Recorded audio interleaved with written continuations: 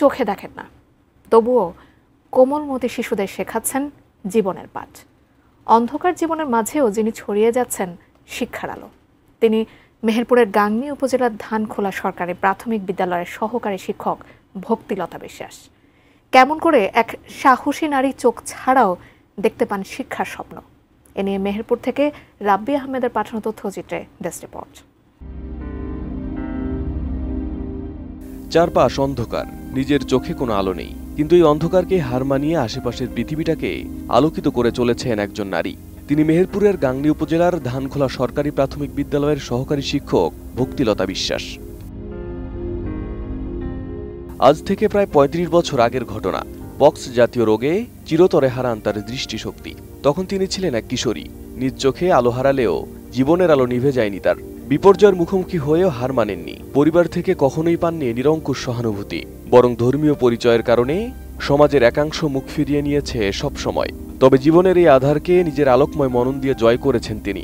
একা একাই চলেছেন, পড়েছেন, জেনেছেন আর শিখেছেন কিভাবে আলো ছড়াতে হয় অন্যের জীবনে। অবশেষে সংগ্রামের পথ পেরিয়ে তিনি পান সরকারি প্রাথমিক বিদ্যালয়ের শিক্ষকতার চাকরি। জীবনের সেই অধ্যায়ে নিজ ধর্ম হিন্দু ধর্ম ত্যাগ করে গ্রহণ করেন ইসলাম ধর্ম। আজও তার নামের পাশে জলজল করে লেখা ভক্তিলতা, কিন্তু অন্তরে তিনি লালন করেন মানবতার ধর্ম।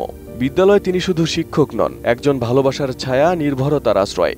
নিজের দৃষ্টিশক্তি না থাকলেও কোমলমতি শিশুদের মাঝে ছড়িয়ে যাচ্ছেন শিক্ষার আলো। পাঠদান থেকে শুরু করে শৃঙ্খলা, সবকিছুতেই তিনি একটি আদর্শের প্রতিচ্ছবি। সব অভিভাবকরা সচেতন হয়ে সমস্ত প্রতিবন্ধী বাচ্চাদেরকে এভাবে তারা সাপোর্ট দিয়ে জীবনের একটা পর্যায়ে নিয়ে আসতে পারে, যাতে তারা কারো বোঝা হয়ে না পেতে এভাবে তারা যেন ব্যবস্থা করে দেয়। নর্মাল স্কুলগুলো আমাদেরকে স্বাভাবিকভাবে নিতে চায় না যে দৃষ্টি প্রতিবন্ধী আমাদের বাচ্চাদের সাথে পড়তে পারবে কিনা, কিন্তু এখন অনেকটা আল্লাহ রহমতে সচেতন হয়েছে। সমাজ সেবাগুলোদের বলে যে আপনারা বইগুলো দেবেন, কিন্তু ওরা আমাকে কয়েকবার যাওয়ার পরেও আমাকে বইগুলোর ব্যবস্থা করে দিইনি। আমাকে বিভিন্নভাবে কষ্ট করে বইগুলো সংগ্রহ করতে হচ্ছে, সেটা আমার জন্য আসলে দুঃখজনক। কারণ সরকার যেহেতু এনসিটিভির মাধ্যমে আমাদের বই ছাপানোর ব্যবস্থা করে দিচ্ছে, কিন্তু প্রতিষ্ঠানগুলোর অসচেতনতার কারণে আমরা বইগুলো পাই না। আমার মতো টিচার অনেকেই আছে, সবাইকে যেন বইগুলো একটু সহজভাবে দেওয়ার ব্যবস্থা করা হয়।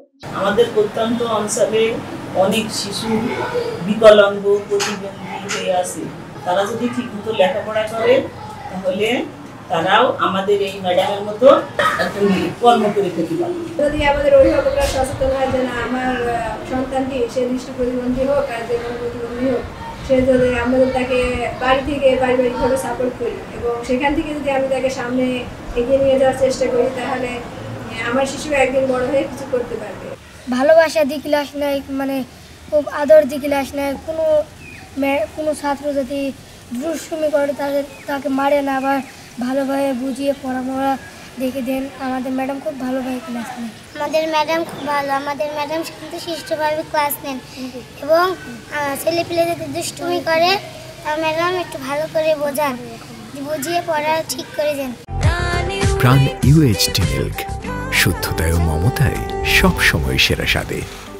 ভক্তিলতা বিশ্বাস সবসময় সবার আগে স্কুলে পৌঁছান। প্রতিদিন সকালে অন্যরা যখন স্কুলে আসেন তখনই দেখা যায় ক্লাসে প্রস্তুত হয়ে বসে আছেন এই নিরলস শিক্ষক। একজন প্রতিবন্ধী শিক্ষক আছে, তিনি অন্ধ প্রতিবন্ধী এবং উনি হিন্দু ধর্ম থেকে মুসলমান হয়েছে।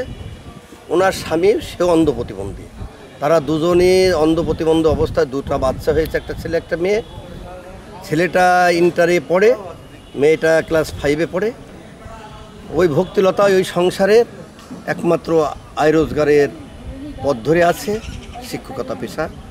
স্বামীটা বেকার, সংসার চালাতে তার কষ্ট হয়, তার দৈন্যতার ভিতর দিয়ে জীবনটা কাটছে।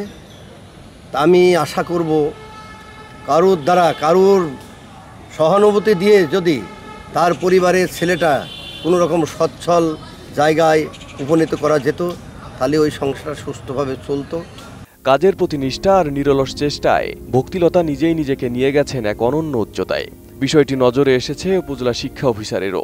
দৃষ্টি প্রতিবন্ধী শিক্ষক আছেন, যেমন রায়পুরে আছে, উনি হুইল চেয়ারে আসে, কিন্তু কার্যক্রম খুবই চমৎকার এবং ওনার প্রতিটা পদক্ষেপে আমরা লক্ষ্য করেছি উনি স্ট্যাটাস দেয়, বাচ্চাদের পড়াশোনার প্রতি খোঁজ খবর নেয়, স্পেশাল কিছু করে আর কি। আর আমরা এই বিষয়ে খোঁজ খবর নিচ্ছি, আমাদের সংশ্লিষ্ট সহকারী উপজেলা শিক্ষা অফিসার আছে এবং প্রধান শিক্ষক আছে, তো তাদেরকে আমরা নির্দেশ দিয়েছি এগুলো ভালোভাবে দেখাশোনা করতে। Desk report, ATN news.